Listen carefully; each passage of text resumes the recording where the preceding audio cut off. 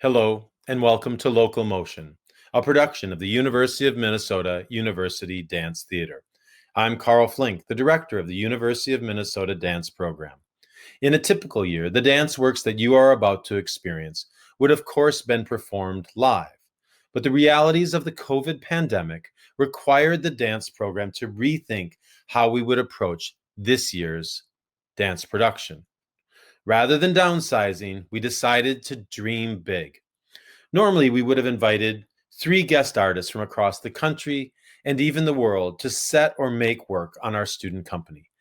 This year, we decided to make a huge investment in the incredible talent of the Twin Cities diverse dance community. We identified 13 local artists from a wide range of aesthetics and approaches and asked them to conduct 10 two-week residencies this past fall semester. The final outcome of each of those residencies was then designed and filmed by local professionals in our Barker Studio 100 theater. All in all, Local Motion has invested over $80,000 in our local performing arts community, funded from our John and Sage Cowles Endowment and departmental funding. At a time when arts professionals have lost so much work due to the pandemic.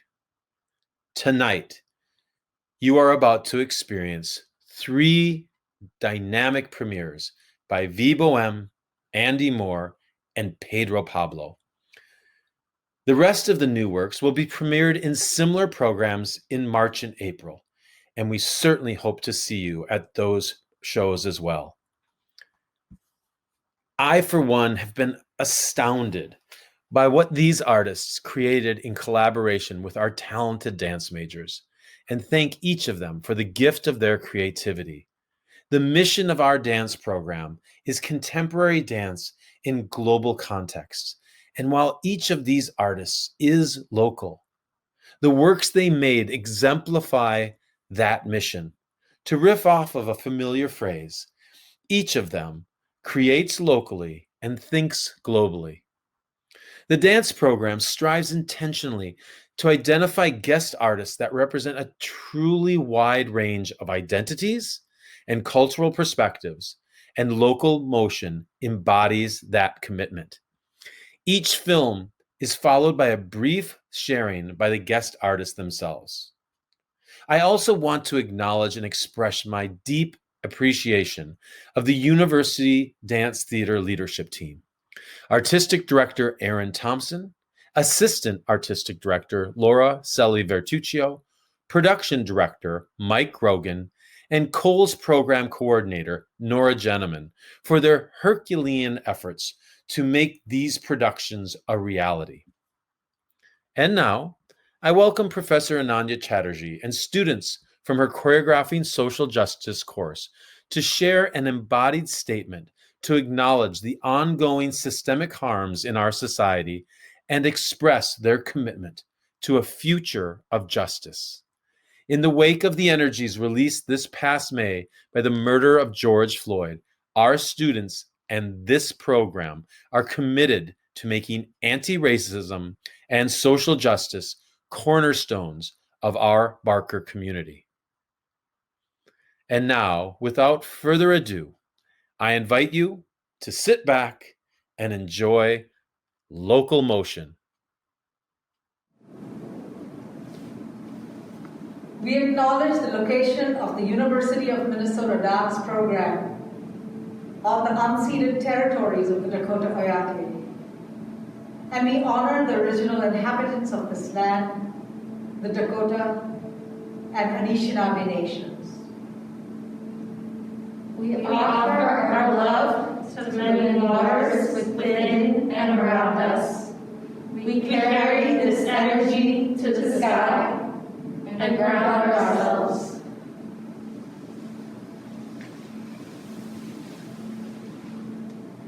We hold up the name of this land, Minnesota Makoche.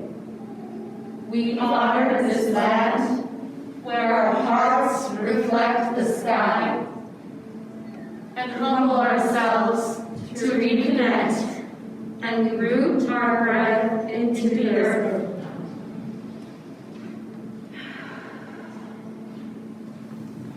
We join with each other and to the community around us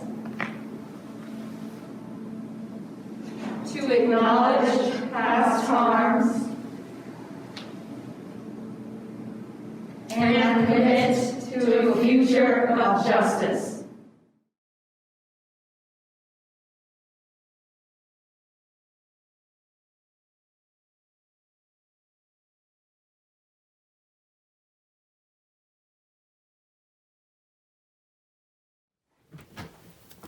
Hey, my name is Boheme. I am the creator, choreographer, and director of And What Does It Mean to Me? What a roller coaster ride. I think what I want to share and what I want you to know about experiencing this short film is that it's designed to get at a core truth, primarily of the artists, the dance artists who shared their spoken truths in this piece, to get at a truth at the root. The most true thing sometimes is often the most relatable thing to someone that you share a reality with in society. And so, given the context of creating a work at the university, I didn't want to make it a space for my personal study as much as I wanted to create a space for the artists to dive deeper and study themselves. So what is of me is the lens with which you will see these dance artists. What is of me is the choreography, all of the steps that you see them dancing. What is of me is the costuming. What is of me is the lighting concept that Mike Grogan took and exploded. And it took a team, you know. If any one person hadn't been in the room, it wouldn't have become what it is. So, yeah, listen for the truth. Walk into it. Don't hesitate. And breathe. And to all my people of color, if this is a piece of art that you can't process right now, I understand. And I also respect that it may not ever be a piece you can process. And I respect that. So, here we go.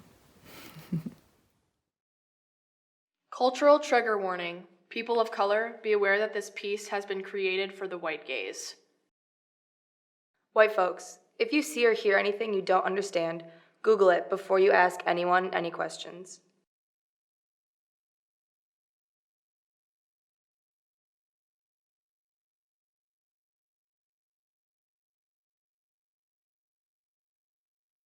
And what does it mean to me?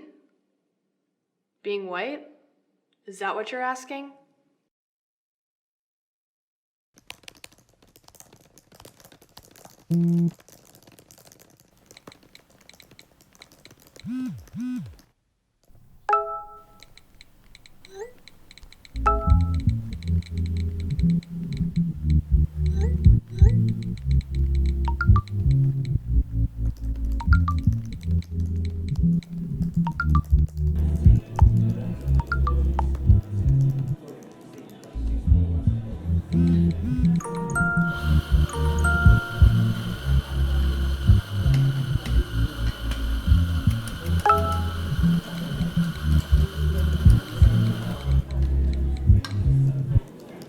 Hey, I need to talk to you. Do you have a minute?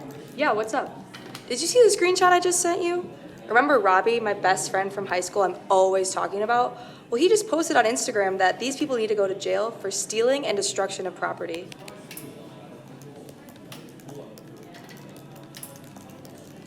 Hey, can we talk? My cousin just cussed me out on Facebook, saying it's a disgrace that people are tearing down Confederate statues.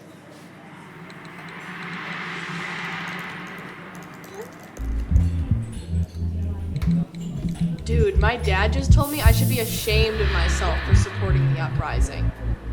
My Aunt Susan just told me that I'm closed-minded and that I don't have a sense of humor because I didn't laugh at her racist jokes. Christina told me I wasn't an ally because I didn't post a black square on my Instagram. My dad was upset because Then my Uncle Jared and who got cousin Brittany shot said the My opposite. parents are They telling were me like, I'm you not didn't allowed do to anything leave by the posting a house. square. I'm sorry, guys. I can't go to the rally. My grandparents aren't coming to homecoming dude, why? because of my date. My parents told me not Trevor? to date a black Yeah, dude, because he's so a gay black your guy. parents don't surprise me. Yeah, my parents said that too. You didn't do anything by posting a square. Well, he just posted on Instagram. My dad just told me I should be ashamed of myself. Posted on Instagram, closed-minded, racist jokes. My best friend from high school. My dad, You didn't do anything by posting a square. My best friend from high school. You didn't do anything Stealing and destruction of property. posting a square. my dad, You didn't do anything. You didn't do anything.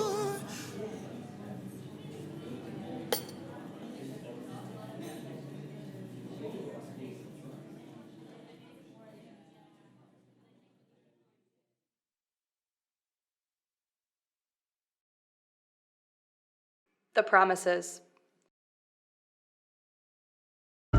They told me that I would be successful.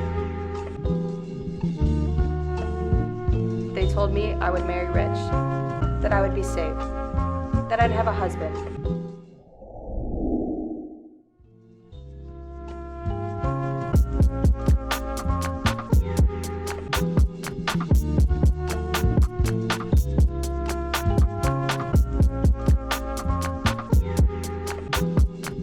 That I'd be a mom.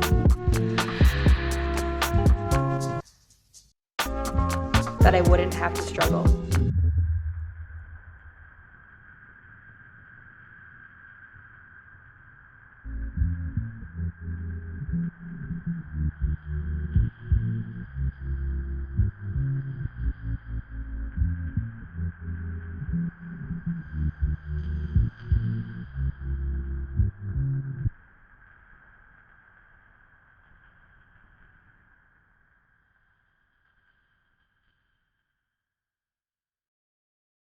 the commands.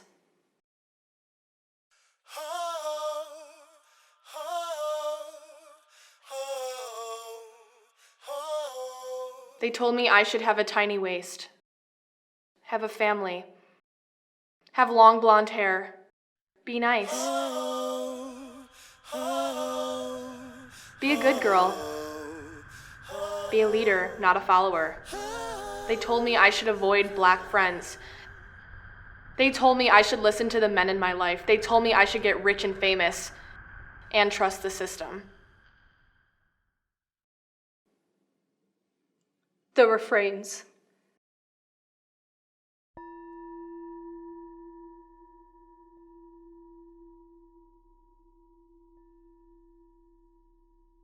They told me I shouldn't talk about race, that I shouldn't want to be an artist.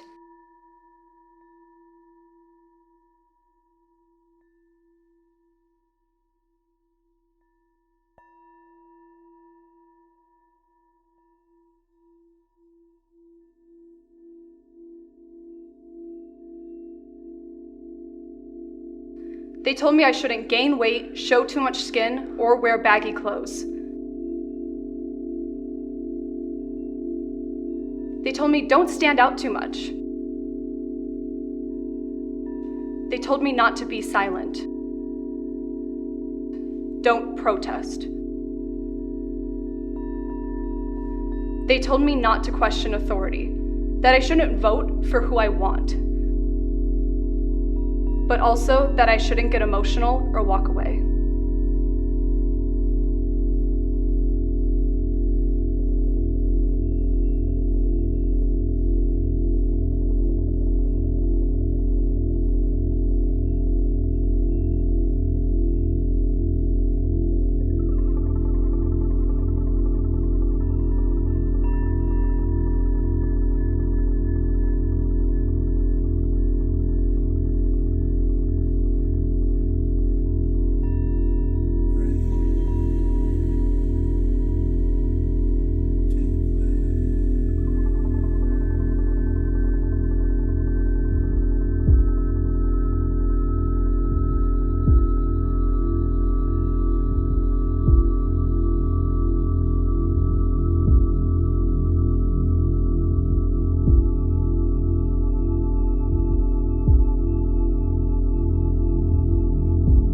cousin just cussed me out on Facebook, saying it's a disgrace that people are tearing down Confederate statues. Be a leader, not a follower. I should be ashamed of myself. Be nice. Be a good girl. Don't stand out too much. Don't protest. Be a leader, not a follower. I can't go to the rally with you. Be a leader, not a follower. Be a leader, not a follower.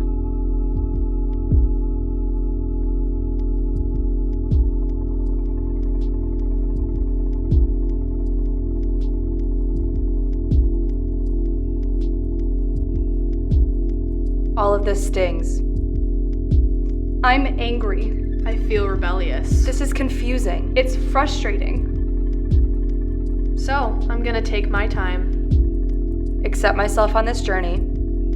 Learn about my family history. Have hard conversations with my family.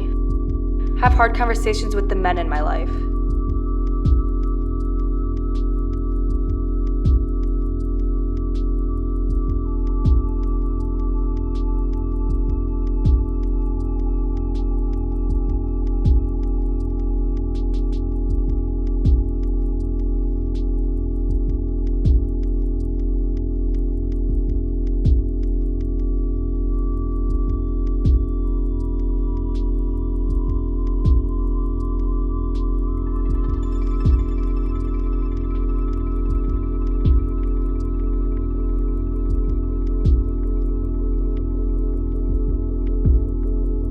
Hey, you. Yeah, you. You. I want you to have the courage to call people out. Girl, you got a lot of work to do. I want you to have a better understanding of your privilege. And yes, we all have to figure out ways to approach conversations with family without losing our shit.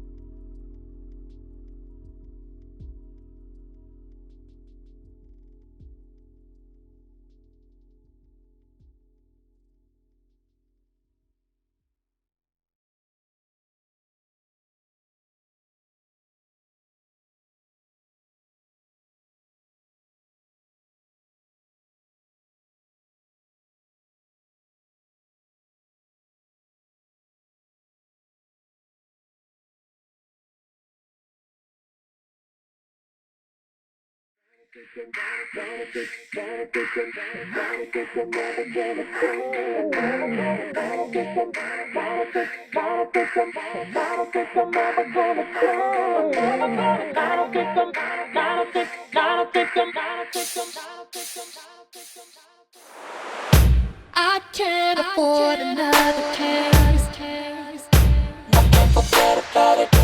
Locked up and thrown away.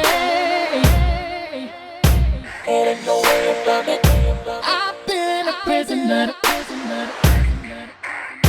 No, I can't run from it. Not a victim. Never gonna change. My heart is telling me to run. Temptations underneath my skin. Ain't no way around it. You had to be the one to pull. No, I can't run from it. Not a victim. Never gonna change. But it keeps tempting me. Oh, they drive me crazy. But it keeps tempting me. Oh, they drive me crazy. But it keeps tempting me. Oh, they drive me crazy. But it keeps tempting me. Oh, they drive me crazy.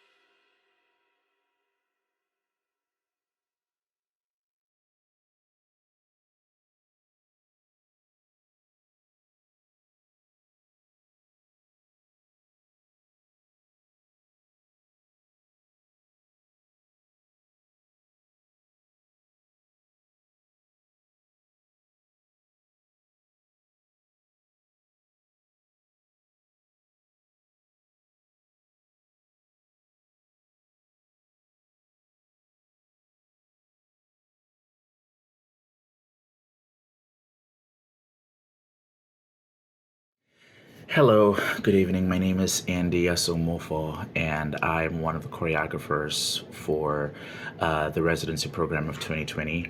And I just want to say thank you, Erin, Carl, Nora, and Dre Reynolds for this incredible opportunity. And I just want to talk about Germination briefly. So, Germination is taken from the concept of this seed planted into the soil that grows into this beautiful plant, with the help of water and sunlight. But there are just certain things restricting this plant from growing, which is lack of water and sunlight and food, So that comes down to racism, discrimination, prejudice against black people or immigrants or anyone who isn't white for that matter. And because of uh, everything that's been happening in our country with the pandemic and George Floyd and um, everything else that's been going recently that we have been facing so far. And that's pretty much Germination so far. And I think that my piece, I mean, it happened within 2 weeks, and it was a very long process within a short period of time. And I think that working with Romeo and Tori, who were my dancers that I was given to work with, they are both incredible. And I just want to say thank you both so much as well. It was challenging because as a choreographer, to give all of my work to these students who've never worked or moved the way that I move was incredible for me. It was a lot of work, but I am very happy that it turned out extremely well, and you all are going to have an amazing show. I'm not even surprised about it. I think that the hardest thing was dancing in masks, but you got to do what you got to do just to be safe. And I think what makes it better and easy is the fact that everything is edited. Like there's no stress about changing in costumes and stuff like that. So I guess that's something that made it extremely easy for me and for everybody. And it looked like a music video. So that's pretty much what I can say about it.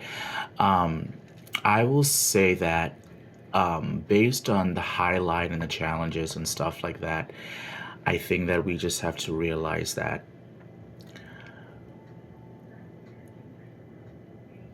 Black Lives Matter, your life matters, and we're in this together. We are still talking about it. We're still breaking those boundaries and telling everybody that this is real. Like racism is still a real thing. And we cannot pretend like this is not happening at all. We have to educate others about what is right, what is wrong, and as artists, how can we make a difference to make sure that those who are not knowledged about issues like this, how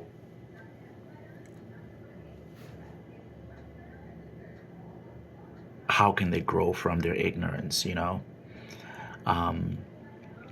I just was so fortunate to just give all of myself to these dancers, and even though it was such a challenge, man, it was very frustrating at times, but it all worked out in the end. And I can't wait to see what I can't wait to see how everything turned out, and I can't wait to see I can't wait to see what you think about it or hear what you think about it.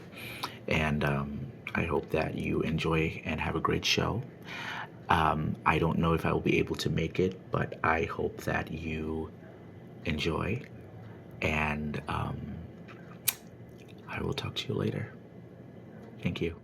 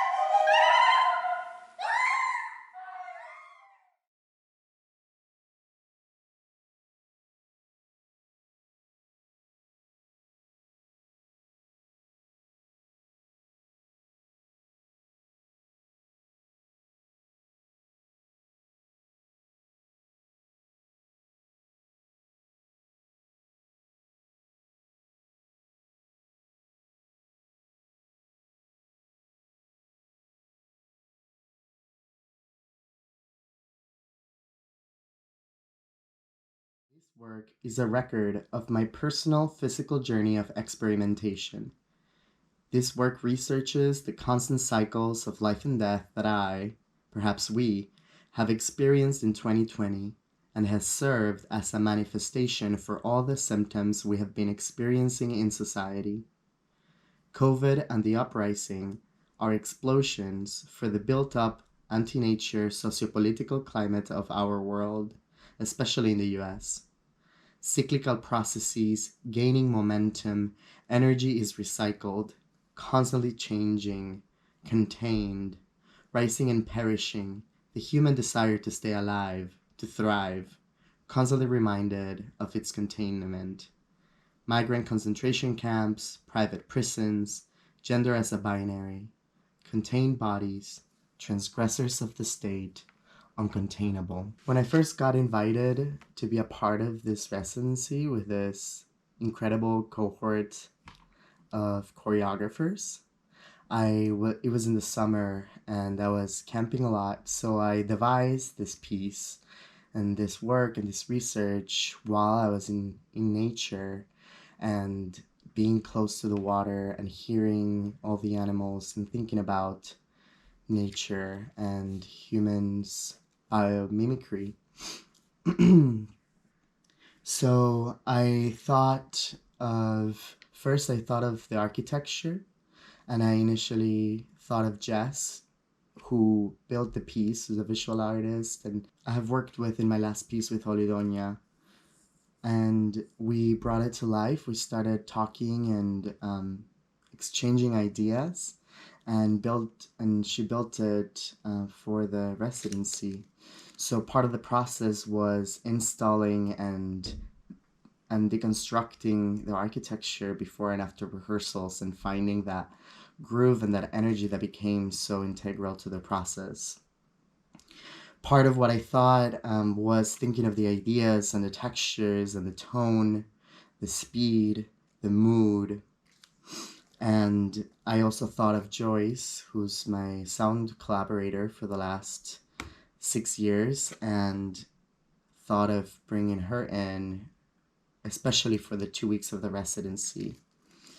When I came in with a cast, I knew I was gonna be working with students from a range of experience and interests and desires.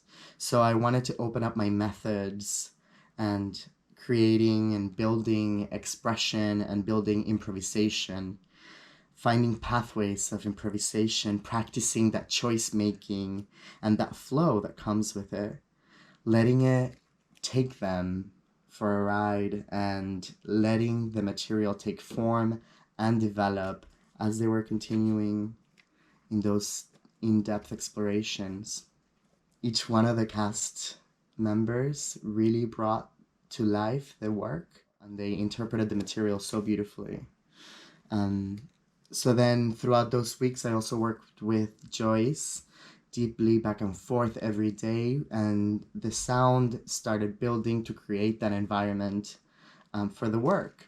And I envisioned this piece especially for dance film, and so I brought in Zoe, my video collaborator, who filmed the work and edited it. Having so many people that know me, know my work, and that collaboration really strengthened the piece, I think. Thinking about the dance film and how it, shooting it in the round, that was part of the envisioning, and thinking about how I want to replicate that for the live performance. Thinking forward, thinking ahead. I have been at the Berkshires in Massachusetts at Earth Dance for 4 weeks, and by the time you see this, I'll be in Minneapolis already.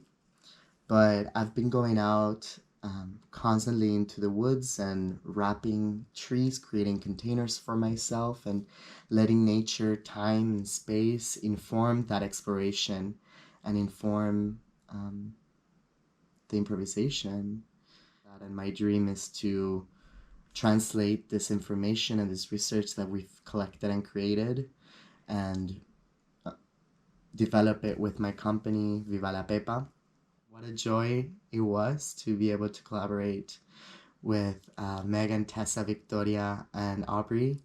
with Tori and Laura and Erin, and also Karen bringing the lighting design to it. Here in nature, having light being such a critical component in lifetime, and how she was able to create such a masterpiece for the work. So if you want to learn more, go to vivalapepa.org or follow me on Instagram at Pedro Pepa to find out what I'm doing, what I'm up to, and how this work continues to live and transform. Thank you.